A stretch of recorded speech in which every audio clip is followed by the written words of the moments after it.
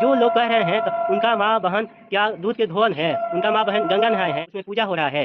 तो ऐसे खेसारी लाल यादव और उनके हीरोइन पर बोल रहे हैं लोग। खेसारी लाल यादव और आकांक्षा पुरी जी का एक जिम करते हुए वीडियो खूब तेजी से वायरल हो रहा है और कई लोगों ने इस वीडियो के बारे में अश्लीलता फैला रहे हैं और कई लोग का कहना है कि यह वीडियो बहुत ही अश्लील है और बहुत ज़्यादा गंदा वीडियो है। खेसारी लाल यादव आकांक्षा पुरी जी के साथ जिम करते हुए इतना घटिया वीडियो डाल दिए हैं और उनका माँ बहन पर क्या प्रभाव पड़ेगा। आप लोगों को हम बता दें कि जो लोग कह रहे हैं तो उनका माँ बहन क्या दूध के धोन है, उनका माँ बहन गंगा नहाए हैं। तो ऐसे खेसारी लाल यादव और उनके हीरोइन पर बोल रहे हैं लोग। खेसारी लाल यादव घटिया कहाँ वीडियो बना है और बस यह जिम करते हुए आकांक्षा पुरी जी के साथ बस डाले हुए हैं और इससे ज़्यादा में अश्लीलता नहीं है। और लोग सिंगर है तो क्या उनके वीडियो में अश्लीलता नहीं रहता है और क्या उनके वीडियो में ढोरी में चुम्बा नहीं लेते हैं लोग। पवन सिंह के गाना आया था जो